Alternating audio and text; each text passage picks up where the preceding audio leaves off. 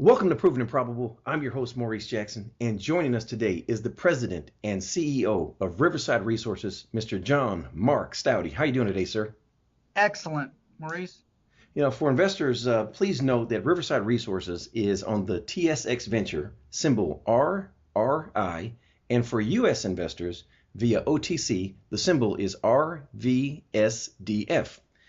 Before we begin today's show, I would be remiss if I didn't give credit where credit is due. Rick Rule, the CEO and president of Sprott US Holdings, has shared with me that owning prospect generators has been paramount to his financial success, and he highly endorses owning prospect generators. Therefore, I'm delighted to have you on our show today, sir. Oh, it's great to be here. We have some very important topics to cover for investors today regarding the merits of prospect generation and specifically how your company, Riverside Resources, will serve as a strategic company for an investor's portfolio. Please provide listeners a company overview of Riverside Resources. Riverside is a strong balance sheet company. We're a mineral exploration company that works largely in Mexico, generating properties and then having partners fund the work while we do the work. So we exposed shareholders and investors to a wide range of opportunities without diluting ourselves as a corporation. We've been successful over the last 9 years, and we continue to have growth as prospect generation company. Well, thank you for sharing that. And where is Riverside Resources domiciled? We're based in Vancouver, British Columbia. The reason we're here is it is the center for many of the junior exploration companies, kind of like the Silicon Valley of the technology business. We also have our main technical office in Hermosillo, Mexico. We believe in doing work locally, working close to our projects, and being one-on-one with the communities where we work. All right. And your flagship projects are located where, sir?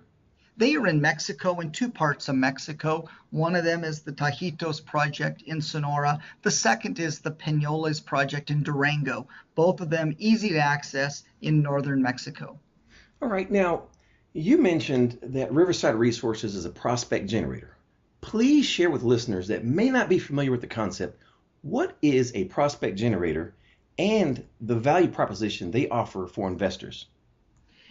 Two ways to describe it. One is an analogy to being someone who owns a lot of homes. Imagine owning quite a few homes and you rent out the homes, but you're the owner of all of those homes.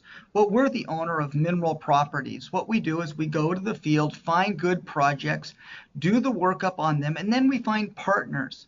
We generate these properties for ourselves out of a major database. From our experience, myself, I've worked for 29 years in Mexico. Our team of people, the geologists and technical guys, out generating the properties, and then we find partners, often major mining companies that are looking for growth.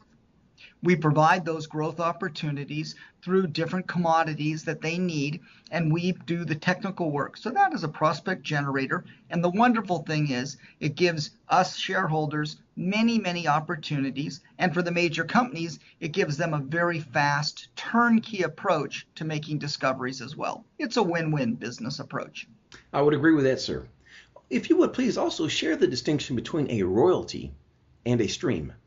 That's a good question. Often people are confused. Riverside has quite a few royalty properties. A royalty property is a project for which you will get paid in the future based on production or other milestones that comes along. Riverside is not getting any payments today directly from royalties, although we have properties that if they go into production, they will be paying to us a royalty back from the property's production. A stream is different. A stream is putting money up front. Riverside doesn't do that, but capital, people that have lots of money will pay today money to then have payments into the future for all of the production that comes out. Kind of like that old hamburger study of a couple of dollars today and hamburgers forever in the future would be a stream, whereas here we have a lot of work and we get paid for hamburgers long into the future for the work that we did, but we don't use up our treasury to do it. Thank you for that clarification. I hear so many investors, they use the terms as synonyms, and there's a lot of ambiguity there. So I think your definition there clearly drew the line in the sand there. Thank you. One of the virtues of prospect generating is that there's an emphasis on maintaining the integrity of the shares. By that, I'm referring not having share dilution. I'm very pleased that your company, sir, Riverside Resources, has been been a very good steward in not diluting its share structure. That indicates to me that Riverside Resources is concerned about shareholders and shareholder value. Can you share with the listeners how you've been able to accomplish such a task in this highly capital intensive exploration business? You're exactly right. And for us, having 37 million shares out, having not had to finance in half a decade, makes us very proud. I think also shareholders can see that that's a real commitment ourselves. We are shareholders. The management and internal group of people hold up to 10% of the company. And the way we've done it is three ways. First off is we followed this prospect generator approach. We've found partners to do the work that while we've operated it. The second thing is we've done the work. So we get in there and do all the work. And for that, we charge a small fee, but that helps cover our costs. And the third thing that we've done to really is be careful with our own expenditures, that we've not tried to go and de-risk all of the properties. We've tried to share the risk with other people.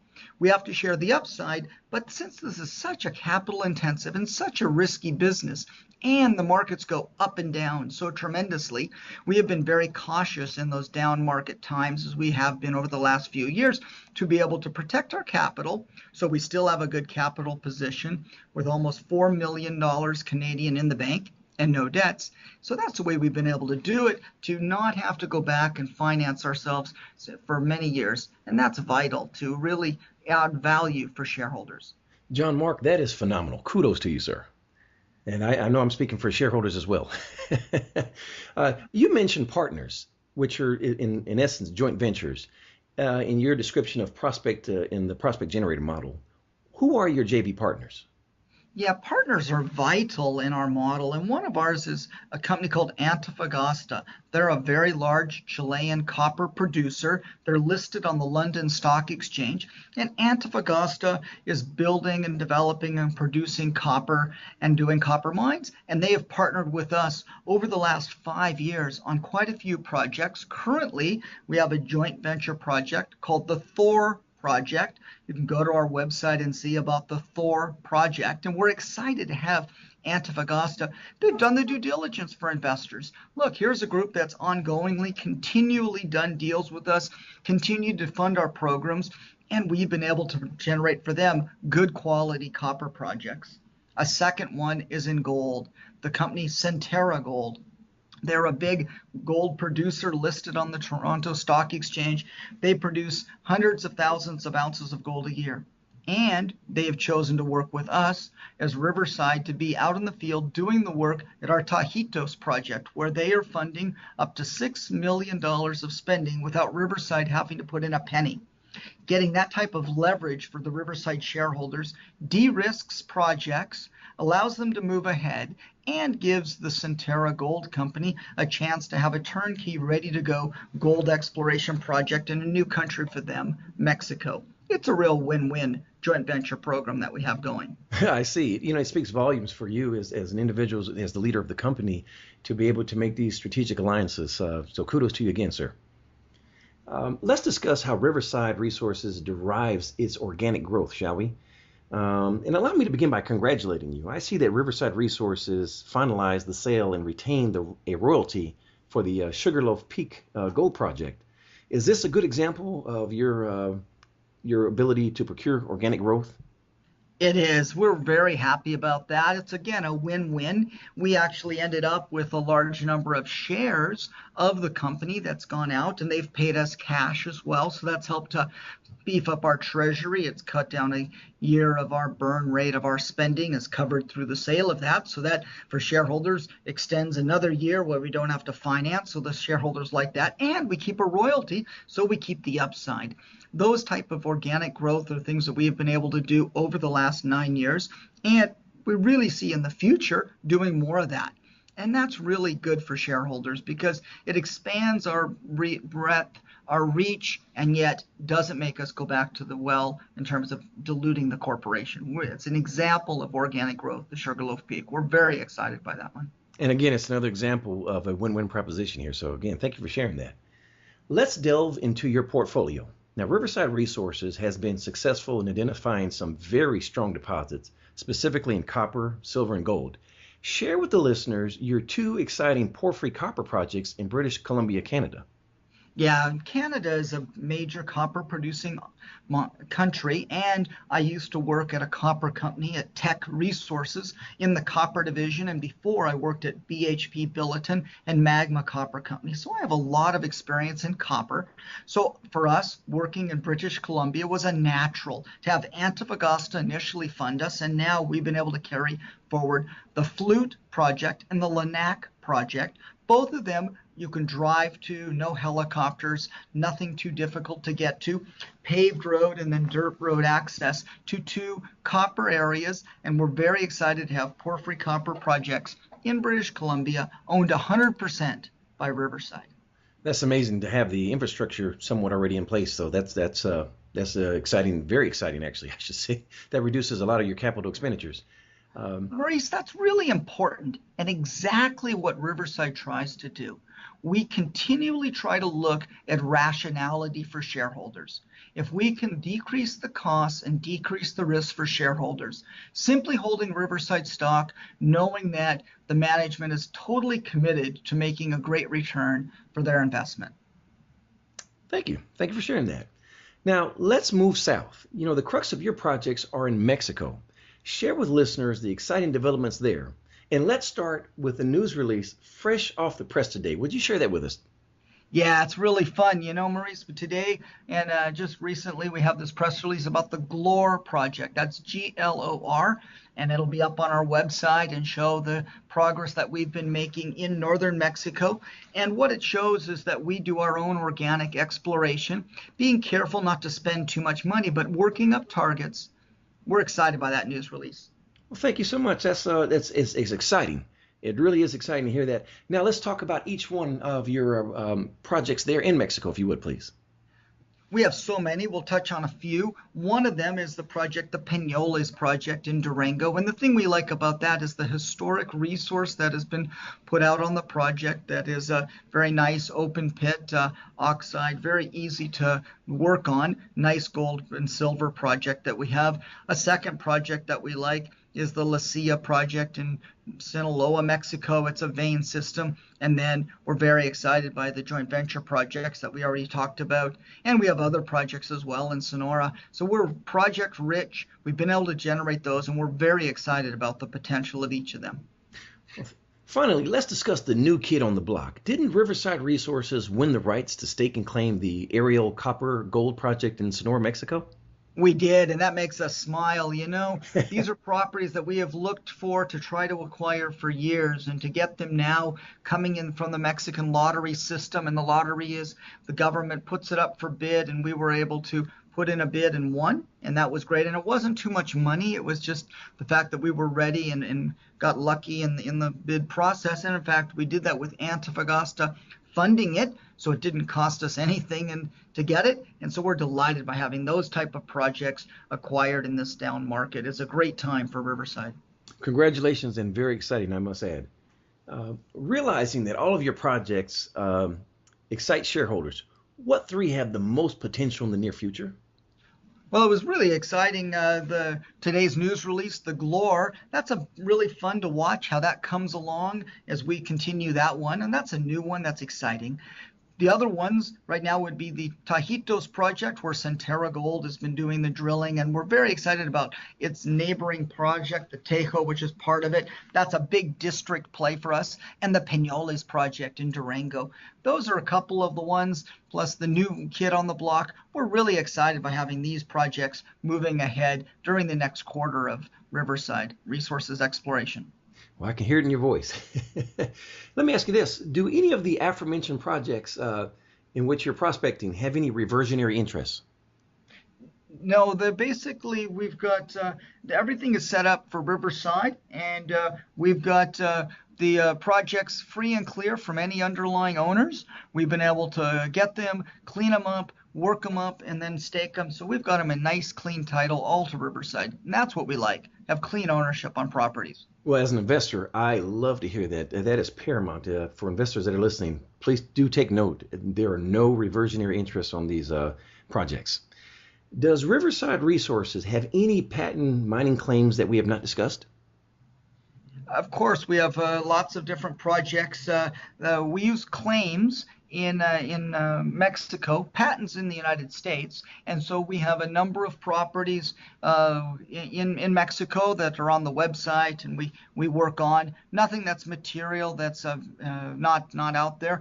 But yeah, we're continually generating and putting together high quality properties and portfolios. That's what a prospect generator does, and Riverside's been actively putting together great projects over the last 9 years. All right, switching gears, let's discuss the company. What are the company's goals? Make value for shareholders. Same again. The third is to really be safe, to work in communities and do well. And the fourth is longevity, to survive, to take advantage of the up and downs in the markets. And so we really see the company goals are making a discovery, owning that discovery, and being able to then sell the discovery on to other people that'll build it to a mine. Our goal is not to be a mine builder. Our goal is to be an owner and to sell an interest in something to people that then can do the next steps to build a mine. Our shareholders will make money from the raise in the share value, plus the potential of a dividend, plus the tight share structure that makes the value of such a find so great that forces the share price to go up. That's our goal, to make the share price go up through a discovery. I love the value proposition that you're articulating here. Mr. Staude, can you share with listeners regarding your qualifications that would give them confidence in your ability to increase shareholder value? I'm so committed to this. I started working in 1985, continued to work during the 80s in Mexico. I have over 30 years of mineral exploration experience. I have a master's degree and a PhD in economic geology and a real focus on this. Have worked with major companies for well over 15 years and then developed this company, Riverside, right from the ground up. I'd say that we have a team of people. It's not just me, other PhDs, chartered financial analysts, qualified CAs and CFOs throughout the company. Lots of dedicated, experienced people, former professors, people that have worked for decades in mines, and those type of people are 100% working for Riverside. So it's not just me, myself, it's a whole team, and we're very competent and very keen to make a discovery for Riverside shareholders. Well, I like the fact that you're very team-centric. You're not an I person, so thank you for conveying that as well. What has been your biggest success at Riverside Resources? Being here, surviving. You know, these markets go up and down. The fact that we have not had to dilute the share structure. Let me say again, we only have 37 million shares out. We've been going for almost a decade here. Few companies can be able to do that. The other success is we have cash in the bank. We have no debt, and we're able to keep paying our bills, and we have money to grow and take advantage. I think our biggest success overall has been that we've put together a great portfolio. We've taken advantage of the downturns in the markets to acquire good projects, and the up markets to be able to sell them to replenish our treasury without diluting our share structure. It's been a good business model. Rick Rule's been a really strong supporter, been a good mentor and teacher, and we've tried to learn and put it into practice. That is quite remarkable, sir. What has been your biggest shortfall? We're disappointed we don't have a giant discovery yet. It's a competitive business, and we appreciate the shareholders sticking with us, believing in us, and trusting in us, and we try to communicate what we're doing and what's happening, but we haven't come up with the big discovery. Reservoir Minerals is a really neat company, and they've done very, very well. Mirasol's another company that's made big discoveries and done well. Riverside is keen to see our number come up for our big discovery. So we're disappointed so far in not coming up with that discovery, but we hope we're on the cusp, and we're definitely pushing hard to be there. All right. Now, what challenges do you see for the coming 12 months, and will it be tougher than the past 12 months?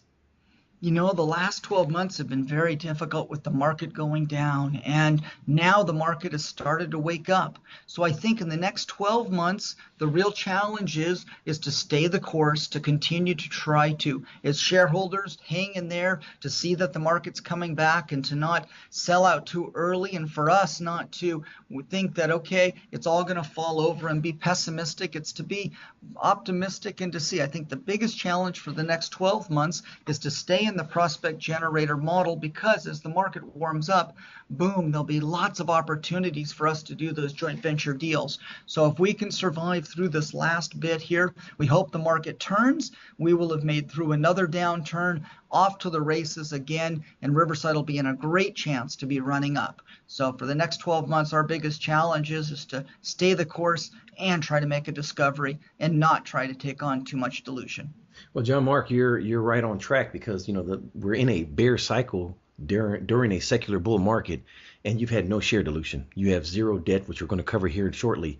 That speaks volumes. So I foresee you easily coming out the next 12 months.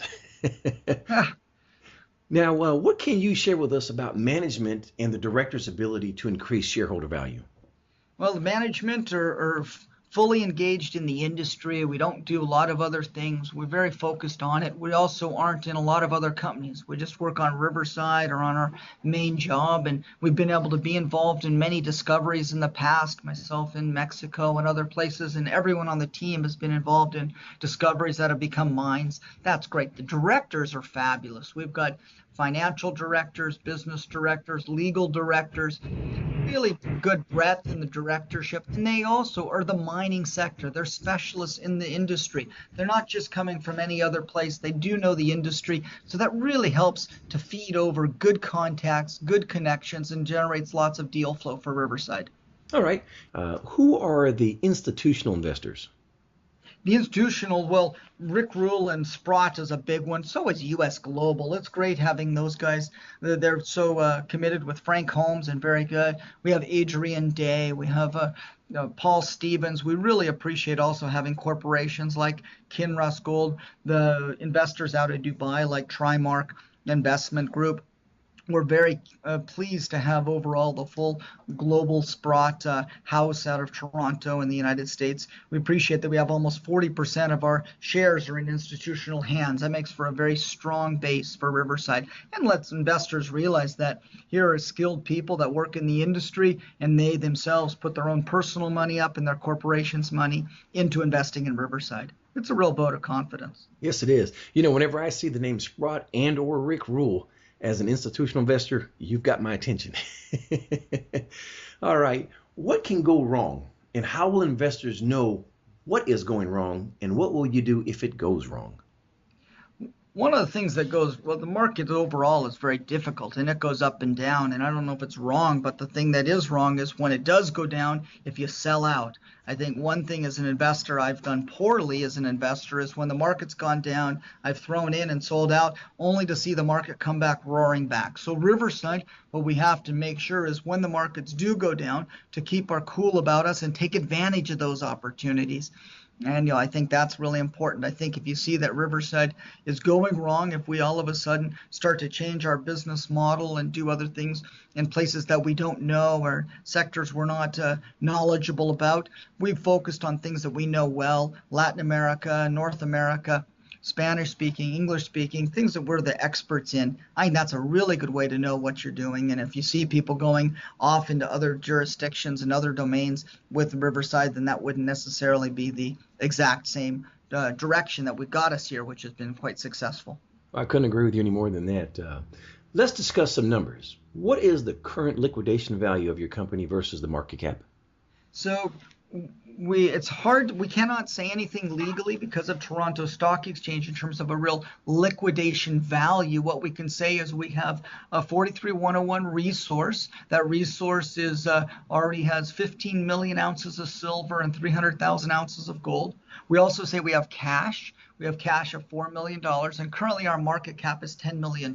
So we have an enterprise value of $6 million, and we have assets of 12 projects, we have joint ventures, and we have resources on the ground. So those are the things that make up quite a strong asset value that would in some cases use those terms, but we cannot, for Toronto Stock Exchange and Securities Commission rules, use those legal financial terms in that way. But we have definitely good value in our portfolio. All right. Now, for investors, I want you to keenly listen in to the question and the answer, because I think you're going to be very surprised at what you're about to hear. So how much cash do you have? $4 million. What is your burn rate? Less than $1 million a year. Now, once you obtain the cash you need, what type of rewards should investors expect, and within what time frame? So Riverside has the cash on hand, and we expect to be able to show the investors a reward, the market, with success from the joint ventures we have with drilling and exploration work. Within the next 6 months and year, we will have drill results from Centerra Gold, from Antofagasta, from other joint ventures that we have going. So we see the potential for a great discovery in the next year is quite positive. That's a forward-looking statement. We're optimistic, but we cannot promise that'll be the case. What we can promise is to be good stewards of capital and to work very hard to make a discovery. Fair enough. How about the market cap? One more time. Yeah, exactly. So the market cap is $10 million. And how much debt do you have, sir? 0. That is amazing. I can't, it's hard to fathom because of what we've been experiencing the last 4 or 5 years here in the market. So again, kudos to you. And one last time, what is the enterprise value? The enterprise value would then be $6 million currently. Okay. Now, John Mark, your company has 0 debt and $4 million in cash. Will Riverside Resources deploy capital to some optionality opportunities? Exactly. Definitely. So let's watch for that space. We're not saying exactly when, but you could say we have been doing it to acquire things in the past, and we will definitely be doing that in the next 12 months, and we're very excited by the opportunities that we have in front of us. Okay. Outstanding shares? 37 million shares. 37 million. And how many are we fully diluted? Fully diluted would be at 40 million. We have options. We have no warrants on the company. No warrants. That's key as well. Okay. Now, last question for you, sir. What did I forget to ask that investors need to know about? Well, I think that investors, first off, to appreciate the markets go up and down, and we've been going down for so long. So as investors into prospect generators or into any of the companies is to know about is that as the market comes back, to watch for companies that don't have to finance, like Riverside. I think really important. I think the other thing that they really have to watch for, multiple opportunities. That Riverside isn't just a one-trick pony. We have a whole stable of opportunities that we go. And so any results that happen, their exploration, we have more results coming. So it gives us the robustness to make a discovery. We're very keen, and I think that the one important thing to realize is that with multiple shots, that we will have a discovery. It's just a matter of when. Thank you for sharing that. In closing, David Morgan of the Morgan Report shared with me, own gold, but also own the goose that is laying the golden egg. Ladies and gentlemen, Riverside Resources is the goose that is laying the golden egg. Riverside Resources is also endorsed by Proven and Probable, and we highly encourage you to take an opportunity to explore this company because they're doing some magnificent work. Mr. Staude, for investors that wish to learn more about Riverside Resources, can you please share with them what's the best way to get more information? Yeah, the good ways are our website, which is at rivres.com. Also, you can call us at 778-327-6671. But please just go to our website, and there you can get all of our information, and we look forward. Please contact us. We look forward to speaking with you. Mr. Staude, it's been an honor. Thank you for joining us today on Proven and Probable. Thank you, Maurice. All the best, sir.